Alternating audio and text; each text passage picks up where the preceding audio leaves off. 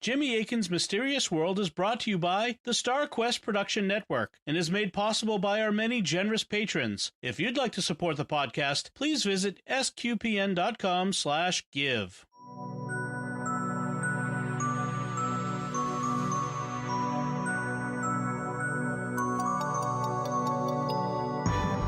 You're listening to episode 69 of Jimmy Akin's Mysterious World, where we look at mysteries from the twin perspectives of faith and reason. In this episode, we're talking about Pope Joan. I'm Dom Bettinelli, and joining me today is Jimmy Akin. Hi, Jimmy. Howdy, Dom. So the word pope is based on the Latin and Greek words for father. But for centuries, many people believe that one of the popes was actually a mother in the literal sense. The story goes that in the Middle Ages, Pope Joan was traveling down a Roman street in procession when suddenly he gave birth to a baby, proving he was a woman. And thus was born the legend of Pope Joan. And that's what we'll be talking about on this episode of Jimmy Akin's Mysterious World. So, Jimmy, first let's mention that this is a patrons episode. Yeah, every month we ask the patrons at Patreon what they would like to hear about, and this month they picked the topic of Pope Joan. Why wouldn't you? It's a fascinating mystery.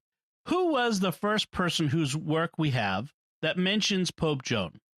He was a French Dominican named Jean de Mailly, or Jean de Mailly. I have to apologize. I haven't yet studied French phonology. And he was a chronicler, meaning he was a kind of historian, working in the French city of Metz. In 1250, he wrote a work called the Chronica Universalis Mettensis, or the Universal Chronicle of Metz, in which he mentions Pope Joan. And what did he say about her? He located Pope Joan in the year 1099, about 150 years before his own time. And he wrote, "Concerning a certain pope, or rather female pope, who is not set down in the list of popes or bishops of Rome, because she was a woman who disguised herself as a man and became, by her character and talents, a curial secretary, then a cardinal, and finally pope. One day, while mounting a horse, she gave birth to a child. Immediately, by Roman justice, she was bound by the feet to a horse's tail and dragged and stoned by the people for half a league. And where she died, there she was buried, and at the place is written, O Peter, father of fathers, betray the childbearing of the woman pope." At the same time, the 4-day fast called the Fast of the Female Pope was first established. So that's the basic story. A woman with great talents disguises herself as a man, rises to become pope, and is then exposed when she gives birth in public. This story was then picked up by other authors and included in other works dating to the 1200s. But notice that in this version, the female pope doesn't have a name. She's just an anonymous woman. So who was the first to give her a name? That appears to have been the Polish author Martin of Troppau, who wrote later in the 1200s, although it may have been one of his editors who did that. The third edition of his Chronicon Pontificum et Imperatorum, or Chronicle of Popes and Emperors, contains an account of her, but the earlier editions don't. The third edition, so that's why it may have been an editor rather than him. The third edition says that she was named Johannes Anglicus, or John the Englishman. But he also calls her John of Mainz, despite the fact that Mainz is in Germany, not England. And some later accounts tried to harmonize that by saying she was from an English family but was born in Mainz. His version, Martin of Troppau, his version also differed from Jean de Mailly's version, and here's what he had to say. John Anglicus, born at Mainz, was pope for 2 years, 7 months, and 4 days, and died in Rome, after which there was a vacancy in the papacy of 1 month. It is claimed that this John was a woman who, as a girl, had been led to Athens, dressed in the clothes of a man, by a certain lover of hers. There she became proficient in a diversity of branches of knowledge, until she had no equal, and afterward in Rome, she taught the liberal arts and had great masters among her students and audience. A high opinion of her life and learning arose in the city, and she was chosen for pope. While pope, however, she became pregnant by her companion. Through ignorance of the exact time when the birth was expected, she was delivered of a child while in procession from St. Peter's to the Lateran in a lane once named Via Sacra, the Sacred Way, but now known as the Shunned Street, between the Colosseum and St. Clement's Church. After her death, it is said she was buried in that same place. The Lord Pope always turns aside from the street, and it is believed by many that this is done because of abhorrence of the event. Nor is she placed on the list of the Holy Pontiffs, both because of her female sex and on account of the foulness of the matter. So this adds more detail to the Bettinelli version. Also, Martin's Chronicle places Pope Joan earlier, in the 850s, between Leo IV and Benedict III. So this account gives her name as John. Why is she now called Joan? Just because that's a feminine form of the name John. And are there other versions of the account? Yeah, one version of Martin's Chronicle says that she didn't die, but was deposed and arrested, after which she led a life of penance. And according to this version, her son, the one she gave birth to in public, became the Bishop of Ostia. That's Rome's port city, because Rome is not itself on the ocean, so it needs a port to, bring in and out goods by sea, and that's Ostia. And he had her buried, according to this account, in the cathedral in Ostia when she died. Also, according to some sources, the female pope wasn't named John or Joan, but Agnes or Gilberta. I understand there's some colorful legends associated with Pope Joan. What can you tell us about them? One is that after the Pope Joan incident, the cardinals instituted a test to make sure that new popes were male. According to this legend, the new pope was required to sit in a special chair that had a hole in the seat, kind of the ancient equivalent of a toilet, that one cardinal would reach under the seat upon the pope's election and physically inspect the pope's anatomy with his hand to make sure that he was a male. Worst job ever. Yeah. Another author, thought to be the 14th century writer Petrarch, reported that strange things happened once Pope Joan was revealed to be a woman. He said, "In Brescia, it rained blood for 3 days and nights. In France, there appeared marvelous locusts, which had 6 wings and very powerful teeth. They flew miraculously through the air and all drowned in the British Sea. The golden bodies were rejected by the waves of the sea and corrupted the air so that a great many people died." Some might read that as either indicating the divine displeasure that there was a female pope, or that the female pope was treated so badly, or something. At the time, most people probably would have taken it to be some kind of divine displeasure at there being a female pope. So did people at this time believe that there had been a female pope? Well, once chroniclers started including it in their history books, yeah. Starting in the 1300s, it was widely believed. In fact, in the Cathedral of Siena, Italy, they had a bunch of busts of former popes, and they made one for Pope Joan, putting her between Leo IV and Benedict III. So how did that start to change then? Once the Protestant Reformation began in 1517, various Protestant authors started using the Pope Joan legend in their anti-Catholic writings in an attempt to embarrass and discredit the Catholic Church. And that prompted people to take a harder look at the question and to reevaluate the evidence. Part of this process involved applying new textual and scholarly principles that had been developing for evaluating historical materials, like during the Renaissance and so forth. So what theories are there about Pope Joan? They fall into 2 basic classes. The first class is that says that the legend is basically true and that there was a female pope. If you support this theory, you then have to decide which version of it happened. Was Jean de Mailly right that there was a female pope in 1099? Or was Martin's Chronicle right that there was a female pope named John in the 850s? Or were other accounts right that say there was a female pope named Agnes or Gilberta? The second basic category says the legend is false and there never was a female pope. All right, so what can we say about Pope Joan from the faith perspective? The first thing is to look at whether she would have been a valid pope. Now, by definition, the pope is the Bishop of Rome, and so to be a valid pope, you must be a valid bishop. That means that you must have received valid holy orders, but in paragraph 1577 of the Catechism of the Catholic Church, it states, "Only a baptized man, in Latin vir, validly receives sacred ordination. The Lord Jesus chose men, in Latin viri, to form the college of the 12 apostles, and the apostles did the same when they chose collaborators to succeed them in their ministry. So vir is the Latin word for man. Unlike homo, it indicates a person specifically of the male gender. This means that a woman couldn't validly receive consecration as a bishop, and so she couldn't be a valid pope.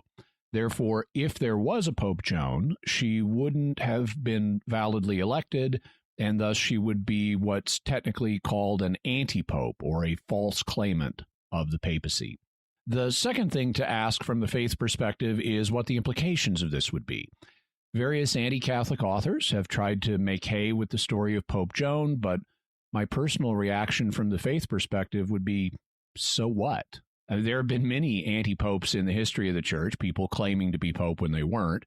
And if there was a Pope Joan, that would just add another one to the list. Some might argue that this would create a break in the line of popes, but the implications of this aren't what they would think. Sometimes you will hear Catholic apologists talk about an unbroken line of popes stretching back to the first century, but this doesn't mean there aren't gaps between popes. When they discuss this unbroken line, they mean it in the same sense that here in America, we have an unbroken line of presidents back to the founding, or like some countries have an unbroken line of kings stretching back centuries. What that means is the institution has endured, whether it's the institution of the papacy, the presidency, or the monarchy, but it doesn't mean there are no gaps between individual popes, presidents, or kings. We even have names for such periods. We call them interregnums, or periods between the reigns. Thus, if an American president dies in office, there will be at least a brief period before his successor is sworn in, like when JFK was killed in 1963, and it wasn't until later that day that LBJ was sworn in on Air Force One. So there's a gap of a few hours where America had no president. Similarly, in countries that have monarchies, when a king dies, there may be a period before the new king assumes office. Like in ancient Rome, even though they would call them emperors, they were really kings. I mean, we have no king but Caesar. When an emperor would die, the Roman Senate would have to elect a new one, and that would take a little bit of time. So they'd have an interregnum between the emperors. When a pope dies or resigns, there's a period in which the cardinals gather to elect a new pope, like when Pope Benedict resigned in February of 2013, and Pope Francis wasn't elected until the next month. So according to Catholic teaching, the Catholic Church doesn't have to have a pope at a particular moment. It doesn't cease to exist if a pope dies or resigns. It just means there's an interregnum between popes, and there's no set length for interregnums. Historically, some of them have even been lengthy. The longest on record was the interregnum between Clement IV, who died in 1268, and Gregory X, who was elected in 1271. That interregnum lasted almost 3 years. So if Pope Joan was elected as an anti-pope and nobody realized it at the time, that would just mean that we had a longer interregnum between the death of her predecessor and the election of the next pope. So my overall faith reaction would be, so what? It might be surprising that there was a female pope, but it wouldn't challenge Catholic teaching or anything like that. Okay, so what can we say about Pope Joan from the reason perspective? The first thing to say is the whole story is just implausible. Think about all that would have to apply for this situation to even happen. Historically, very few women have been able to pass as men, especially before modern hormone treatments. And that makes the premise of the story unlikely. Also, this was an age in which few women were educated. And so it's unlikely that a woman would have been able to acquire the learning that Pope Joan allegedly used to rise in the church hierarchy. I mean, remember, according to the sources, she's like this super genius who is so admirable in her learning that she rises to become pope because of how smart she is. And for a woman to get that much education in this time would be really surprising. Plus, she would be taking an extreme risk because this would be a process that would take years or even decades. And if anybody found out in that time that she had been passing as a man, much less a churchman, in all those years before she was pope while she was still rising, she would have faced imprisonment, punishment, and possibly even death. So if she's so smart, why is she taking that risk? Also, notice the implausibility of giving birth on a horse. Birth is a process that can take hours, making it unlikely that the moment of birth would occur while she was on a horse. And she would have been having contractions beforehand, meaning she would be unlikely to get on the horse. And the horse, if she was sitting on it, would be blocking the birth canal, meaning the baby wouldn't come out. And as far as I know, popes didn't typically ride horses in this period. They were carried in sedan chairs. All of these factors make it very unlikely that a female pope would give birth while riding on a horse. It's thus just extremely unlikely that one of the few women historically who could pass as a man would also acquire great ecclesiastical learning and be willing to undertake the risks of becoming pope and then give birth on a horseback. So that's just the intrinsic implausibility of the story. Also, though, the earliest accounts we have of Pope Joan are not contemporary. They come from up to several centuries after she supposedly reigned. And that shouldn't happen, because if there had been a female pope and she was publicly exposed, this would have been so shocking that there should be numerous mentions by contemporary sources saying, guess what just happened in Rome? This was so amazing. And there weren't.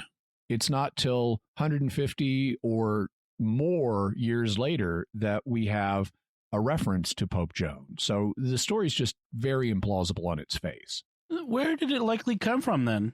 There have been several proposals that it was based on a specific incident. In the 1500s, the Italian historian Onofrio Panvinio suggested it might be based on stories about John XII, who had many mistresses, one of whom was an influential woman apparently named Joan. So if a woman named Joan has influence over the Pope, you could maybe think of her as Pope Joan. And thus that might be how the legend started.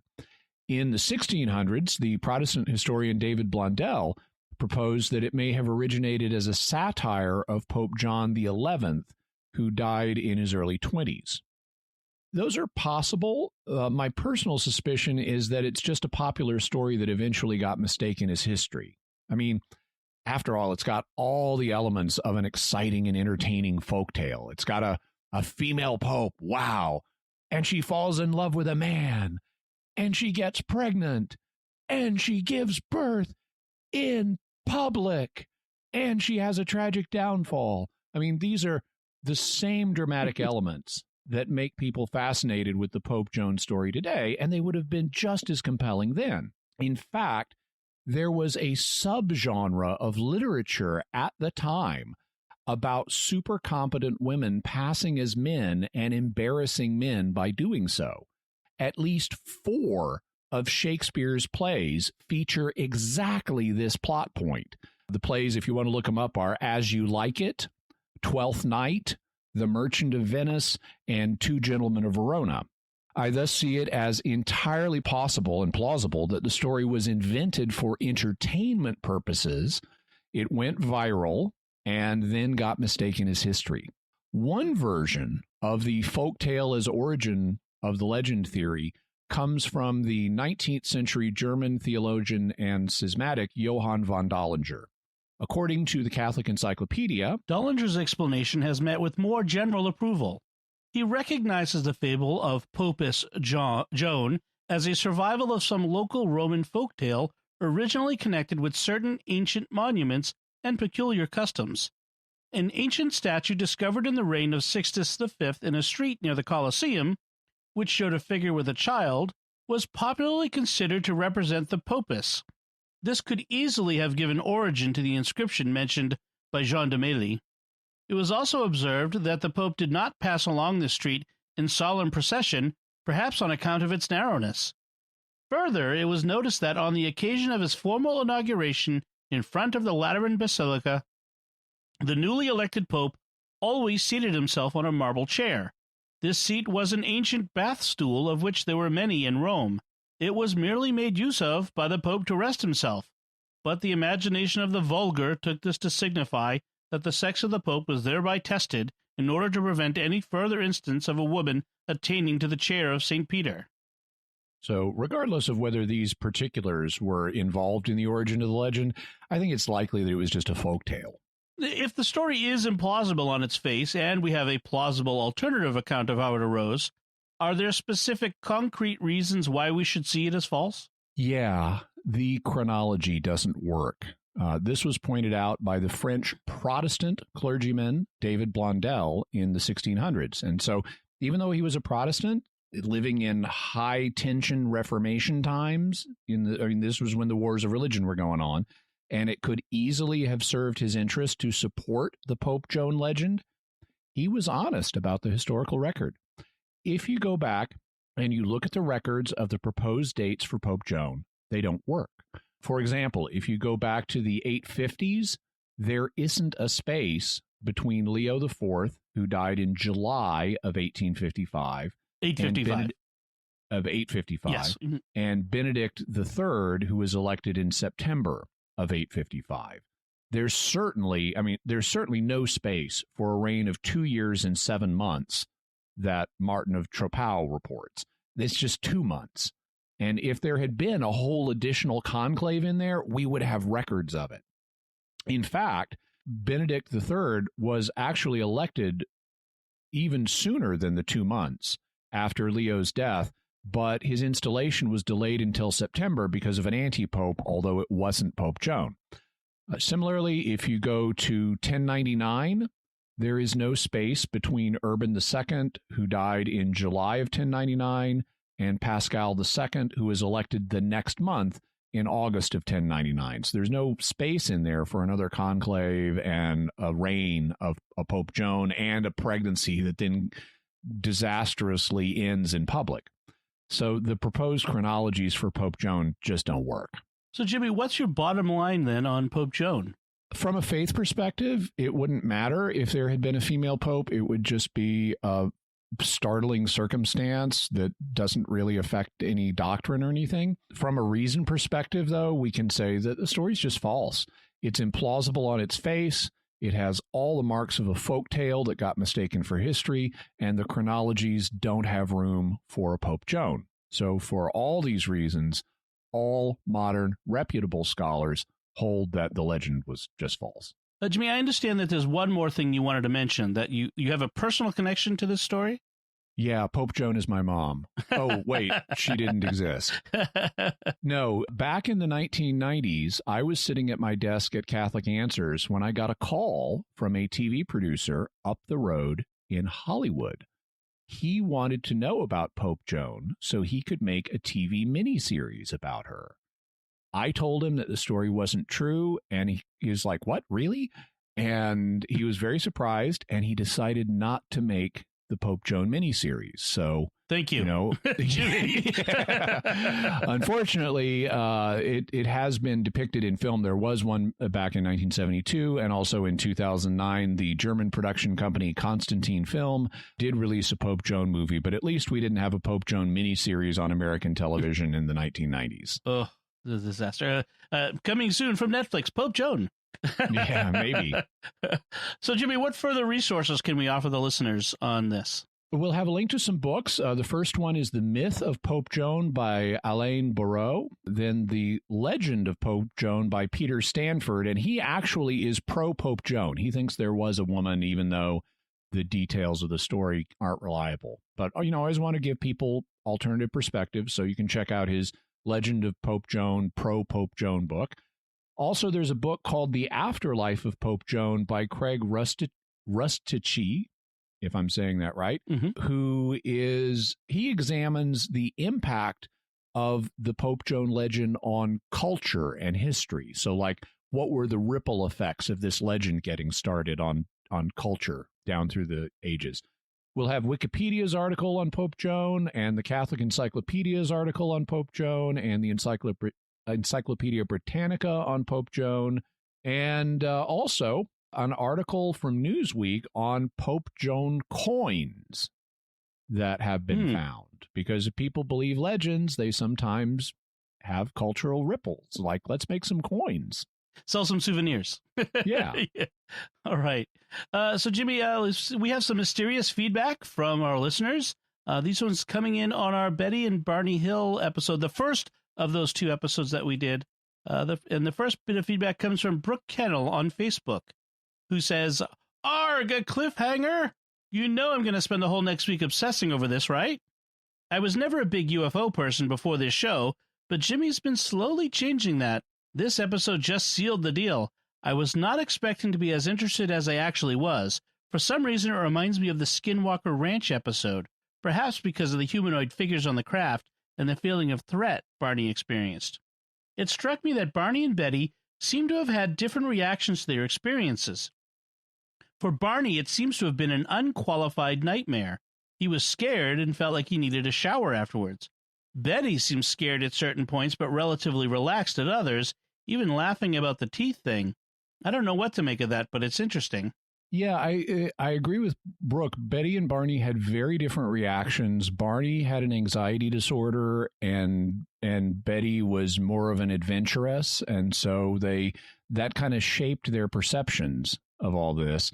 And as you heard in part 2, I think Betty's active imagination actually fed into Barney's anxieties and led him to imagine things had happened to him that really had not. So it was kind of an unintended side effect. She fed his mental illness. And then Nicholas writes on Facebook, "I thought that adding in the audio of Barney with the radio interviewer and of both of them in the hypnosis sessions was great." Thank you, Nicholas. I am always looking for new ways as we've been doing the show longer, and we're trying to, be more ambitious, take on new things we can do with the audio. And so I'm on the lookout these days for bits of audio that I can include to help illustrate what we're talking about. And I was really glad to find the hypnosis session so I could let you hear in their own voices what they were feeling. Ramy writes on Facebook, "Great episode. The hypnosis session with Barney was chilling. Looking forward to part 2. Wondering what happened to the dog." Yeah, we didn't really cover it in the episodes because it was such a minor point, but their dog didn't live too long after the UFO encounter, and they wondered if the dog's health may have been somehow compromised, even though the dog was not taken aboard the UFO. And then we have some audio feedback from Christian, and this is what he had to say. "Hi, Jimmy and Don. I'm Christian from the Dominican Republic, and I've always loved listening to the kindness in Jimmy's conversations in Catholic Answers. It's nice to not always hear just angry people talking back and forth. When I stumbled across the podcast on YouTube while I was researching for a game I'm working on, I got hooked. I just started going through random topics at first, and I just loved it. I loved how you guys go back and forth, and really, and Pavlov's Path, I wasn't sure if it was Dom or I who was more excited.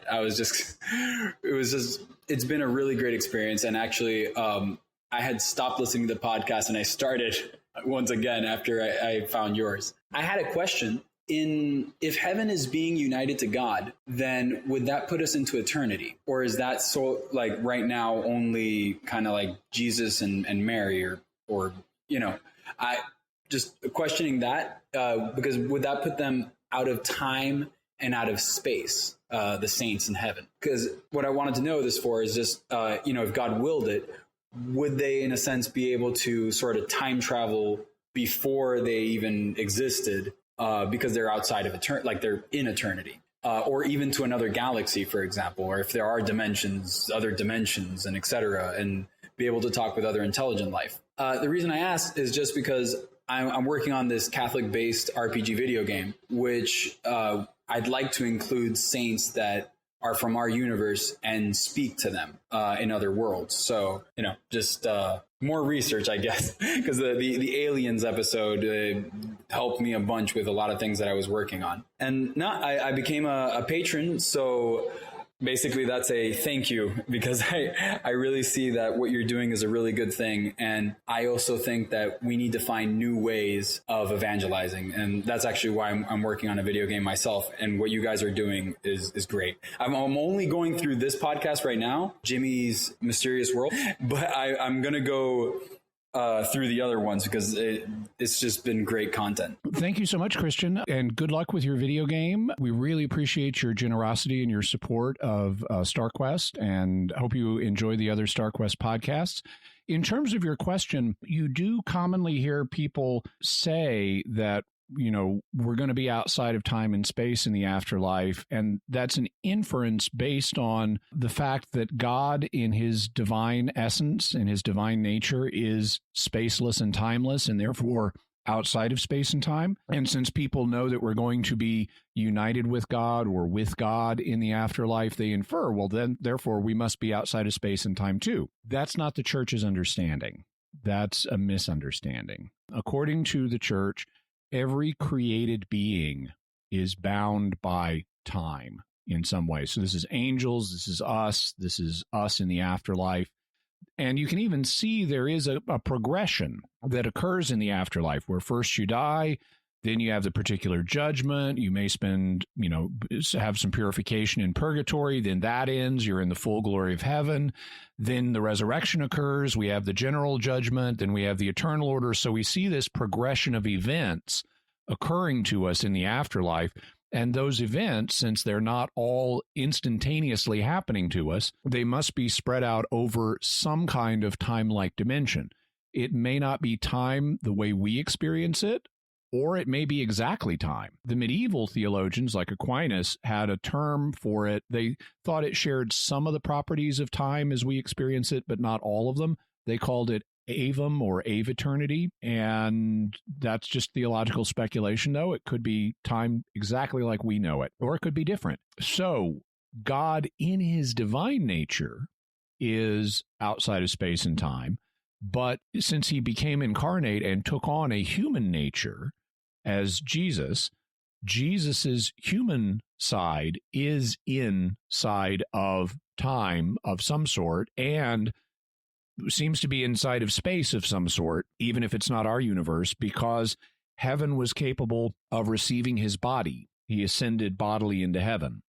And there are a few other people who are bodily in heaven, like Mary as well, but they're in a realm that has some analogy to space and time. Having said that, would that prohibit you from including time travel in your video game or dimension-hopping saints? Absolutely not. Number one, it's fiction, so you can make the rules whatever you want. But theologically, there's no way to rule out that possibility. I would love God to let us time travel and dimension travel and planet travel in the afterlife and after the resurrection, and for all I know, he may well let us do that. On the other hand, it may be like, what's sometimes is presented as the afterlife of pets, of if you need them, they'll be there. And so the dimension time hopping may be something like, if you need it to be happy, it'll be there, but don't count on it being needed to be happy. There's all kinds of possibilities there. Our world itself is full of mysteries, and certainly the afterlife is. So time travel and dimensional travel and planetary travel, all of those may be possible. So I would say if you think it would serve the needs of your game, feel free to include those. I'm hoping that if I make it to heaven, I get to live in the Shire. That's my... Or I'll move to New Zealand. But either way.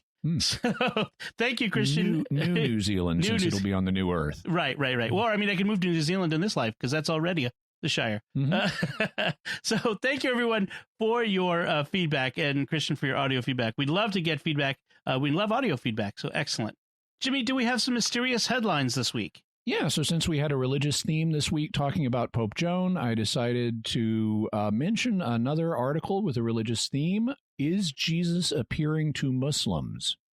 There are reports of Muslims around the world having visions of Jesus telling them they need to be Christian.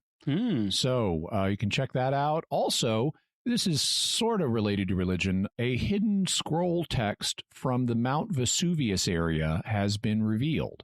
They found this writing that was originally unreadable because of Volcano Day, and they've been able to read it anyway.